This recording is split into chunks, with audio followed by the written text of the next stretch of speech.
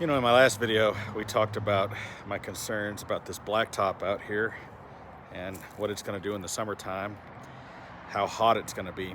So I've decided that what we're going to do is we're just going to do the entire parking lot in this purple carpet.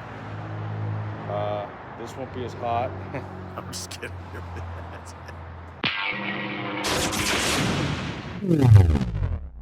No, I'm just kidding. This is some of my purple carpet. They're getting it pulled out here and getting it ready to put into the room. Seeing it in the daylight is a lot different than seeing it in the showroom. It's kind of hard to get purple carpet. I mean, there's not a lot of options. And it's made by a company called Shaw. And I dig it. I think purple is a color that, people like it, but you don't think about using it as a carpet or a wall covering as much. But when you see it, it's fantastic. I think Prince was onto something. It's Monday morning and the carpet guy is here out there getting the carpet ready. And we're gonna do these stairs, put in the leopard. I had the realization that I needed to paint red trim along these stairs where the wall is, even though it hasn't been textured yet. Because once we put the carpet in, I didn't want white shining through. So I crawled through here this morning real quick and put a fan on it. We're not gonna be able to do anything more to this wall because it needs to be textured and probably finish sanded. And we can't do any of that until we get this other header on for the pocket door. So I got the carpet ripped out of this room. It's concrete slab back here. And this is interesting for the people that are home inspectors, home buyers. I'm finding this crack along this center. You got a crack, runs all the way through here. It's not a bad crack, but you can see where this crack is, meaning that, this part of the house has settled and all of that concrete has moved enough to crack this. So that, on that side, that's probably like an inch. I don't know how much this would have to move in order for that to crack, but it's interesting. It's not enough to really affect anything, but it's there. And there's no way of seeing these kind of things unless you rip the carpet out. See, you can definitely see through here. So I may want to look into this back corner here, checking on some kind of foundation supports. Because probably the water is running down this way, and that's why it's settling down on that section. This dude's doing this by himself. His helper didn't show up today. It's crazy. Here's my leopard. Oh man, that's gonna be so cool in the house. I wish they had more of it. I would have done more of the house with the leopard. The problem is this was all they had and all they could come up with. There we go, getting some of it. It's not tacked down yet. It's much darker in person in here. I mean, there's no lights in here. It's pretty dark. So I think it's gonna be cool. It's looking very eggplant and less purpley. But again, when we get some more light in here, I think it'll look cool. But it is a lot darker in person than I expected. Well, I'm stuck with it now. I'll put a couple of these in the shower. Okay, finally got these two rooms done. It doesn't seem to photograph very well because on camera it looks black or maybe gray. But maybe if I get close enough, I don't know if you could tell. It doesn't seem to translate on camera as well because I'm looking at the screen. We'll see how it looks. But, it is kind of dark in here, but it is going to be kind of dark in here. So, the carpet almost looks black, but it isn't. It's very much eggplant. And it didn't really look that way in the store. So take this lesson from me because, same thing with these walls. When I was picking out the colors, all the other ones seemed way too bright. And this one seemed, much brighter. But I was looking at the card in that bright store and also outside. I looked at it in the sunlight, which was the wrong thing to do. Because looking at it, they need to let you look at the paint in like a darkened area. because this is probably as bright as it's going to be in here. It's not going to be too much brighter than this. I mean, we're going to put some wall sconces here where the bed is going to be. I'll have a TV here and then a table.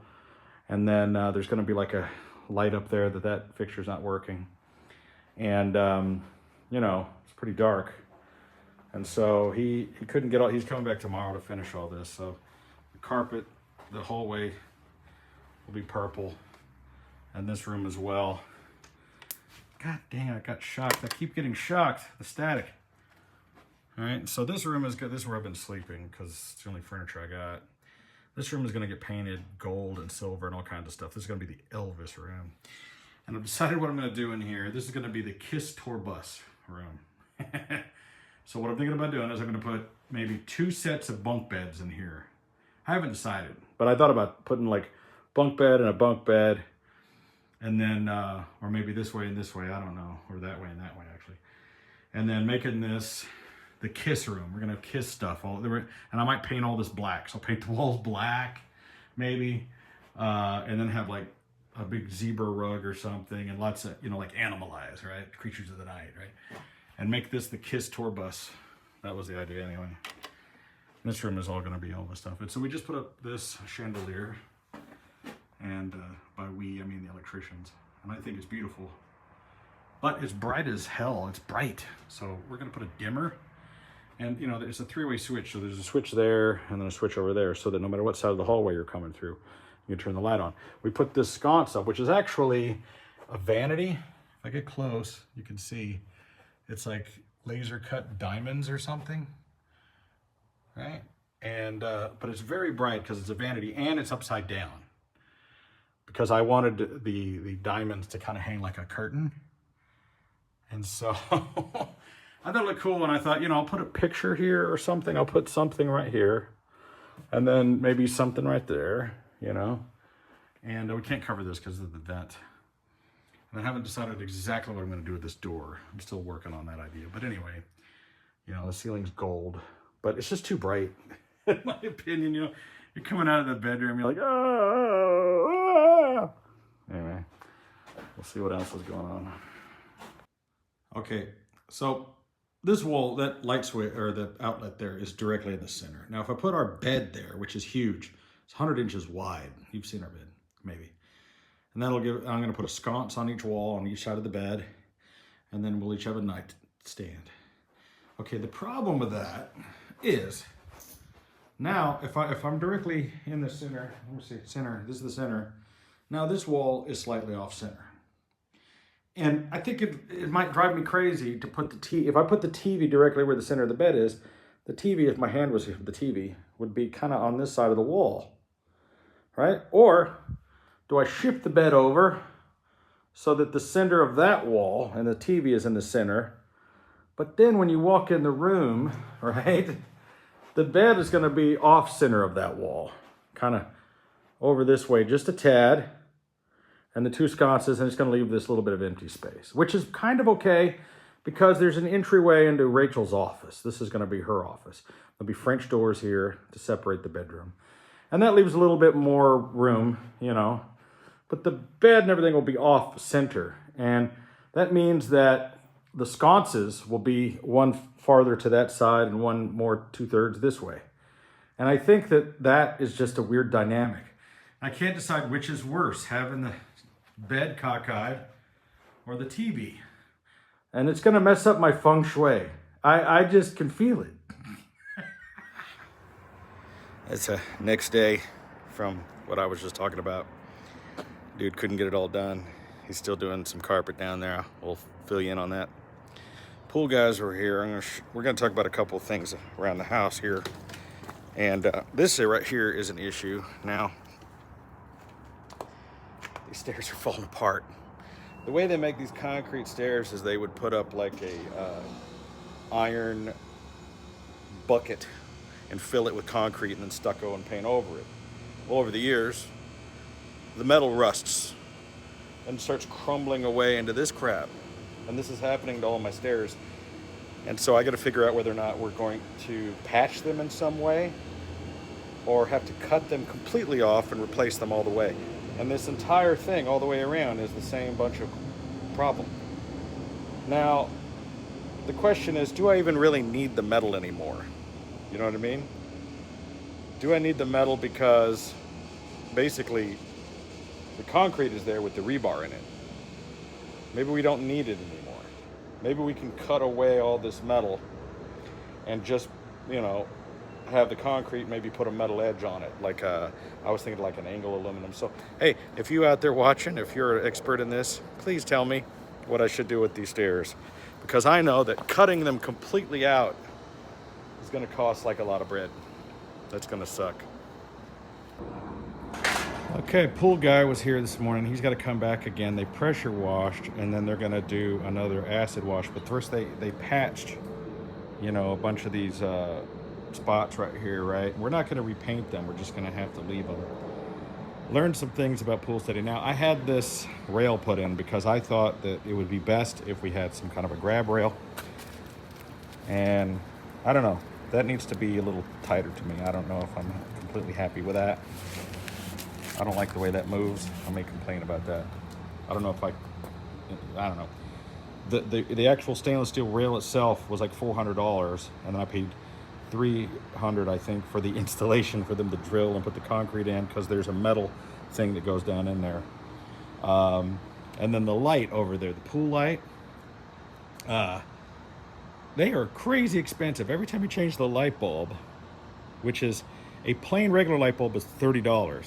The LED bulb was $250, and I just went with the regular light bulb. But every time you change a light, you have to put in a gasket. And the gasket's like $25. Ugh. And I like the idea of having a 300-watt bulb in there. That's more power than all my light bulbs. LED, baby. LED, baby. So tomorrow they're going to come and finish cleaning this. He said he's going to do some kind of an acid wash, a chlorine wash. Then he's going to fill it up. It won't look like this anymore. It'll be clean. And he's going to get everything running again. And that's costing me an additional, I think $600 he's charging me to clean the pool. And then he charges $120 a month, I think, to maintain it. I'm not sure. I got to check, but it's expensive. It's really expensive to own a pool and have somebody take care of it. And he says that what we're going to have to do is we're going to have to completely, you know, he says probably in a year or so or less, they're going to have to come in and chip away all of the plaster completely, get it to concrete, sand it down, and redo it. And that's going to cost thousands of dollars. I forget how much he said. It was going to be a lot. Thousands of dollars. He said it cost a couple $1,000 just to repaint it properly with epoxy. So the way they're going to, he said, expect that to in the next year or two, in maybe 2 years. So that's why they had to patch it, because the plaster's coming up out of the, you know, it's letting loose. Oh, hell's breaking loose. Yeah, bro, look at this. Like, all this is just rust. And they just keep, I thought it was a spider. I was like, you know, this is, they just keep painting over it. Look at this. They just keep putting spackle over it. And this is not cool, right? Look at this.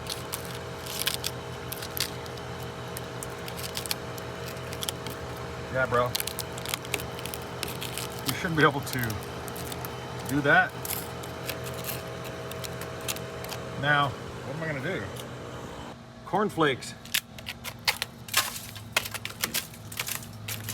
Seriously?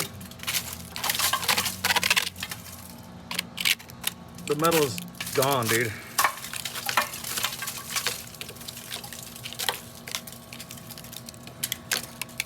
The metal's gone.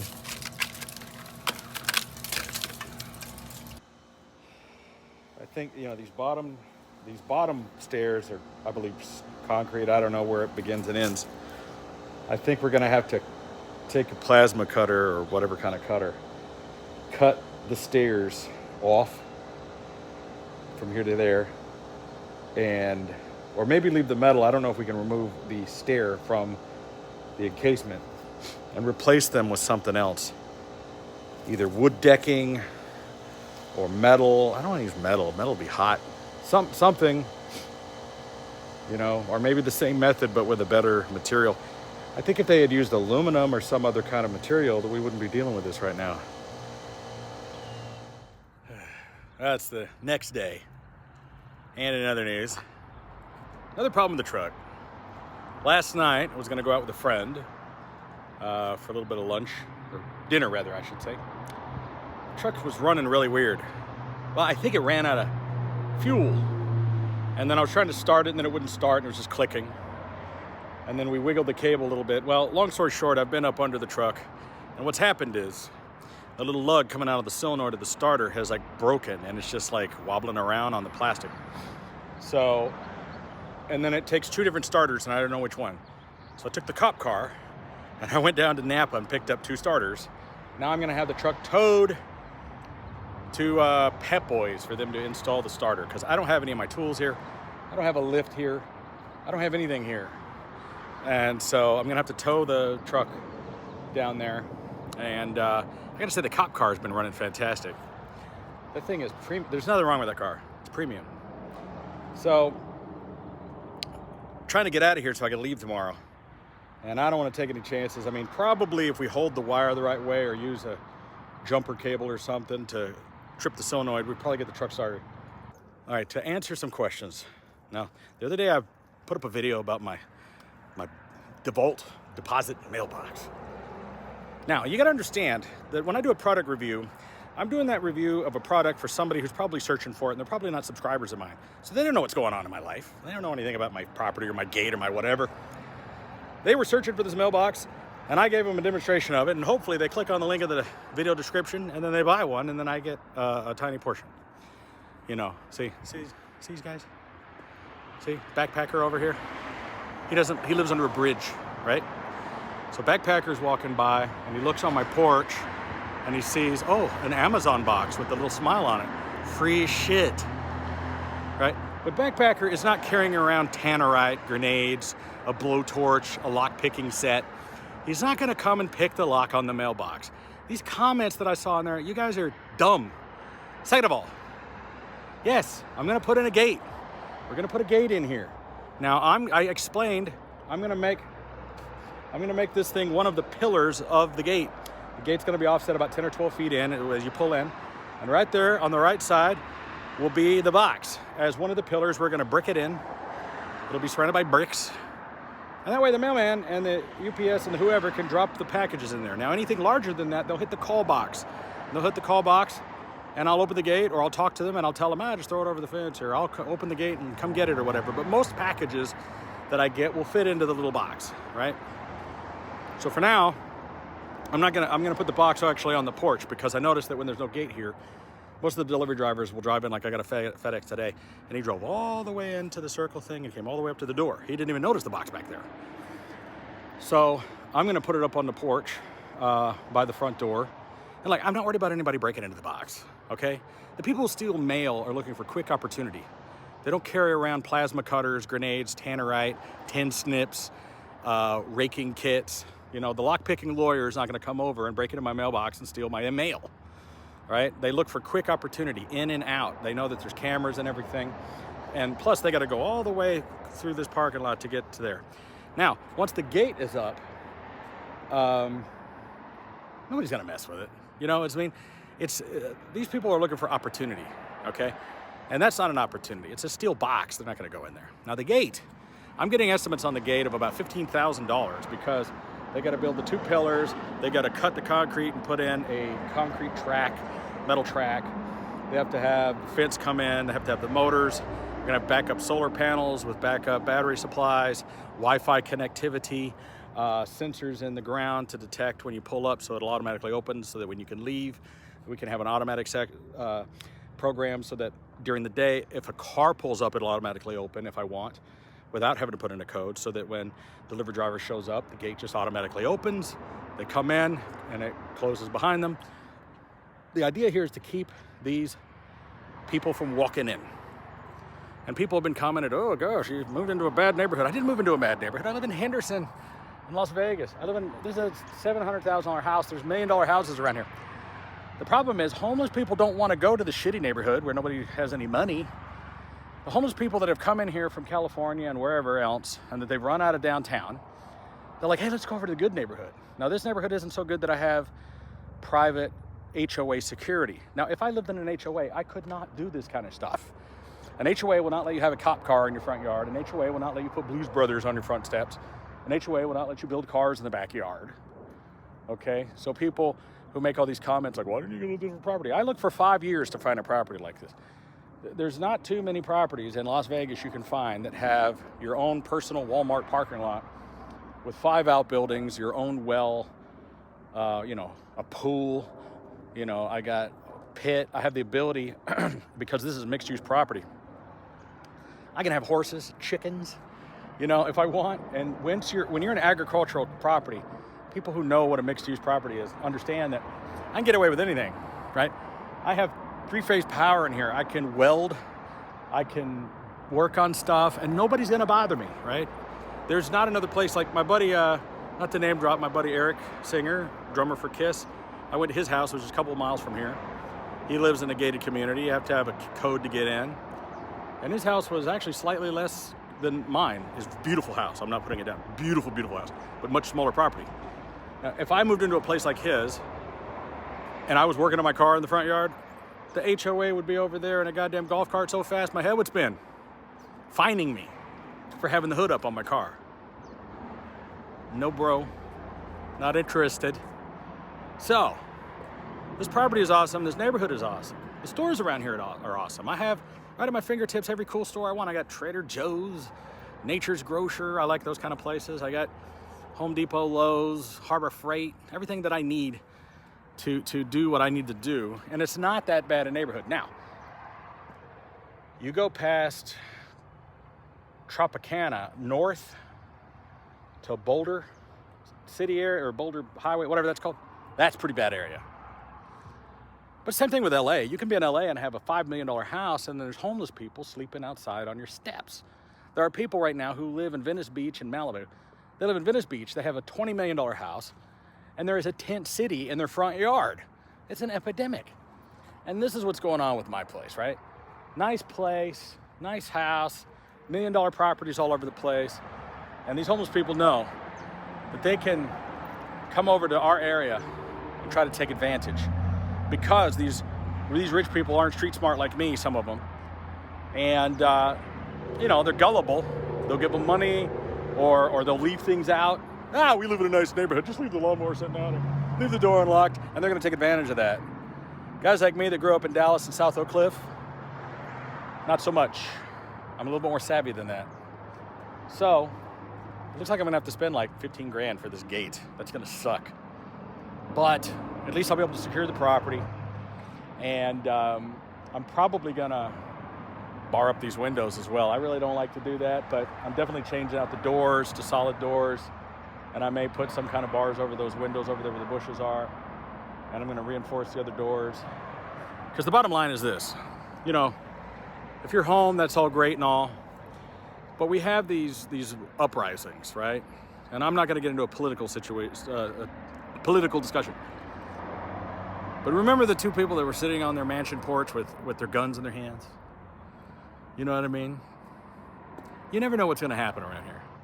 And assuming that people are going to do the right thing and be decent human beings is not going to work anymore. You have to make it where they physically cannot get through the door. You know what I mean? They physically cannot get through your window. They physically cannot do the things they need to do. Now, yeah, you'd be able to ram the gate down. But I mean, quite frankly, if you're willing to do that, they could ram through this wall. I got a 10-foot brick wall around me, you know what I mean? So the bottom line is that if I can at least keep out the backpackers, these dudes walking with the backpacks, right? And a lot of people think I'm incompassionate and a little mean to these people, but the bottom line is in order to end up homeless in this country, you've had to have ruined all of your relationships to end up on the street. And these people are looking for opportunity and they're desperate. Maybe they didn't start off as criminals, but they're willing to be one now because they need it. And I'm not gonna be the one. Nope.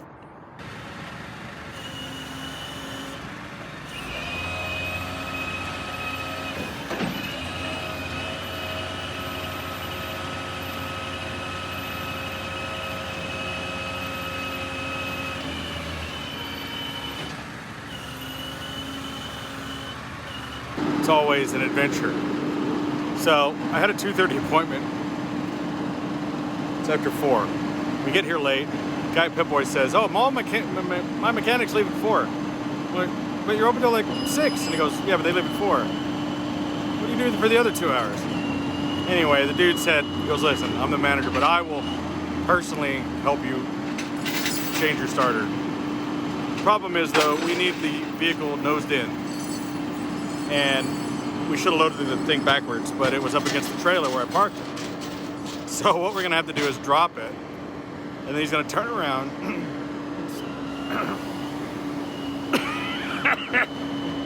Sorry. He's gonna turn it around. I guess we'll sting it and try to back it in or push it in. This thing weighs like 8,000 pounds. I wish I could have filmed the thing that we just had to do, but I needed my hand, so we couldn't record it. So what he did was he used the stinger, picked up the back of it, and I drove the front of it, and he backed this thing. We got it in and got it up. So it's gonna be a long video. One of the other projects that I was working on is the cop car. Putting in this 25-watt solar panel. Had to go back to Harbor Freight to exchange the other one I had. They're made out of glass. You know, the one I opened was shattered, and they exchanged it for me. No big deal. So I'm going to put this 25-watt solar panel in there with a charging regulator. And I went to Walmart and bought a big battery that I'm going to put down in the floorboard. I'm going to hook that up to the battery, and then I'm going to hook up a little warning strobe light thing. It's going to be on there. And so I figure if the car is sitting there with lights on, flashing, it'll be more menacing. And as it sits in the direct sunlight all day, it'll charge the battery, and even with the light going, and it'll feed power to it, and then it'll blink most of the night, I guess. We'll see how it works. Yeah, so basically what happened is this that's supposed to be mounted on the solenoid has just vibrated off, broke off. The starter itself is fine, but no bueno. So I had to get another starter, very expensive. Thank you, Napa. Brought it to Pep Boys, that took care of me, and I think everything will be fine. So, hey, the starter itself would have probably lasted forever. But this plastic, you know. For those of you that are always asking about what we've done to the truck, we did put shocks on, we did put airbags, we did put spring shackles on. We changed out this entire rear end. Of course, got the new wheels on. Up front, we have these dual stabilizers, help to prevent the death wobble that these Fords have. This is basically an F-250 as the Excursion. And, you know, it's a good rig. I mean, the 7.3 turbo diesel international harvester motor, I've seen these things run 600,000-700,000 miles. I see them regularly for sale for like 10 grand, and they got 500,000 miles on them. It's crazy. It's a big truck. This thing is, you know, coming up on, it'll be 20 years old soon. And it's still rocking and rolling.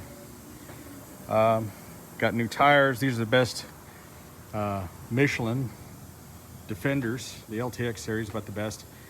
I wasn't exactly thrilled with these particular wheels that I got from 4x4 Parts. I mean, they're performing perfectly. It's not the style that I wanted. There's a few things I want to do to this truck, but this truck was purchased for the purpose of being a utility vehicle for towing that trailer. That's exactly what I bought it for, just for doing this job. And then who knows, maybe I'll get rid of it when I'm all done with it. All right. Dudes at Pep Boys hooked me up. Truck fired right up. There was nothing wrong with that starter except for the bolt coming off, just rattling itself right off the vehicle. Truck is back up to normal. You know, after 244,000 miles, I think that was the original starter. Stuff happens, and it's really not so much the truck's fault as it is the fact that just the roads in Arizona, New Mexico, and even Texas and Nevada, you know, these desert roads, some of them are bad. And just the vibration, the rattling, and the stress of towing, and just everything, you know, that little plastic part was a point of failure on the truck. And got it fixed. And I talk about this all the time, guys. The most important thing you can have is quite frankly just having insurance. And insurance also includes things such as roadside assistance. So, you know, I have the Good Sam. Didn't cost me anything to get towed over here. It just, you need to plan for 2 to 4 hours or more for that to happen. And it just took a lot longer than I thought it was going to take. But they hooked me up, the guys at Pep Boys. You know, I came in late. I was supposed to be here at 2:30, and I got here at 4:30, I think, whatever. But the dude did it. It was actually a really easy job. The starter's just right there if you have a lift. Wasn't a hard job to do. Man, there is a lot of traffic on this street. I cannot get out of here. So anyway, let's get back to the house. We were filling up the pool when I left. Let's make sure it's not overflowing or anything. Oh my gosh. Here it is a few hours later. I've been running around trying to get things done. It's turned chilly. Next week, it's gonna be all below 0 in Dallas. I'm on my way back to Dallas. It's gonna suck. But we got a huge video series coming up, so stay tuned. Something really cool is about to happen starting Monday. Anyway, I thought I would share what I did with the cop car real quick. Check this out. So here it is. Got this strobe light going. I don't know how that translates on video. And I threw one of those little lights in the dash. And I don't remember if there's a dome light in here. I think I locked the doors. There's my driveway alarm. Anyway, yeah, I locked the door. You can't see what's going on in here, but I bought a full-size car battery I put down in there. And then there's this huge, I showed you earlier, the 25-watt panel. You can't see it in the dark, see? But in the daytime, it's going to charge this and the battery. There's a regulator that comes with it that won't overcharge. And I think that strobe light will just, it's going to run 24 hours a day, basically. And I think that car battery and the solar charger will run it. We'll see. I mean, if it dies after a couple of days, then it dies. But we'll see what happens. And I think it'll just run all the time. What I thought about doing with with these little lights, these little things here, I thought about just sticking them like, you know, double-sided tape, right? Where the headlights are. Be like a BMW halo lights, you know? But that might be cheesy. But I was trying to think of a way. What I really want to do, let me put this back. What I want to do is put LEDs mounted in the running lights, basically. Even if just these fronts and maybe the tail lights. And have those on a dusk till dawn timer on a battery. Because I think that if the running lights were on, right, that would, let me see, where's the keys to this thing? I think I got them in my pocket here. If the running lights were on, that would totally just make anybody think. Oh, there's no dome light in here. Okay, now, you see the car sitting there like this, right? If you saw that, you would 100% think that somebody's in the car, right? And I think that by putting some LEDs in there and hooking that up to a battery pack, maybe even a bigger battery pack, anyone would think that there's somebody in the car, because you wouldn't leave the lights on in a car, right? And I could rig it so that it's powered all the time, plugged in, but I think the solar panel will work. So anyway, the strobe light is at least something. Let me make sure this is locked. I'm really impressed with this car to be so cheap. It looks like hell, okay? But I'm telling you, this thing runs perfect. I drove this car around all day long today. Ice cold air conditioning, and there's nothing wrong with this car. I see why these guys are into these Crown Vics now, because some bitches, it's a Cadillac, dude. It's nice. I might actually get plates on it and drive it. All right, man, I gotta wrap up this super long video. This is a really long update video, but you know, it is what it is. I'm really happy with the way the living room came out. Got the leopard in. Oh my God, it's so awesome. I got this one chair and my cardboard box table. So we're gonna be bringing furniture next time. We put in, it's hard to see here, but we did this little 5x5 nook out of this gray laminate. Made an entryway here. We're gonna put a restaurant booth here, like a 48x48 little red speckly diner thing from the 50s with a little white table and then a thing hanging over. That's gonna be cool. And then we'll put in some shelving here, as I've mentioned, And then this will be this couch. It'll go like that. We'll get rid of the chair. And I love this leopard. It's so awesome. Come on. That's awesome. I like the gray in here. And you know, when you kill this overhead light, you know, you get the mood. Let me kill that light, right? And then kill this thing over here. All right, we'll kill that. And these other lights. And turn this nice and dim. That might be too dim. But you know, it's probably a little too dim. When I come back here, you know, you got the red lights around the TV. Yeah, that might be too dim. I should turn on more lights. But anyway, it looks good on, maybe not on camera, but in person it's good. Here, I'll turn these lights back on. There we go. You see the red LED behind the TV? It's awesome. I love it. Okay, guys. Sorry for the really long video. I gotta get my ass back to Dallas. And I'm gonna make some pizza rolls. Living it up in Las Vegas. Oh! Come on now. So glad you guys hang out with me. Thank you for all my subscribers. Got me up to over 100,000. And we're getting crazy views and crazy numbers. People are really interested in watching what's gonna happen with the house. And we are not done by far. We are barely just getting started. Doing something really awesome when I get back to Dallas. Trust me. When I get back to the car content, we're going to do a series on building a DeLorean time machine in 1 week. We have some special guest time machine builders coming in. And we're going to build a car from start to finish and record the whole thing. We've never done that before, or at least not in 10 years. It's going to be awesome. Hey, everybody. Thanks for watching. I'm Videobob.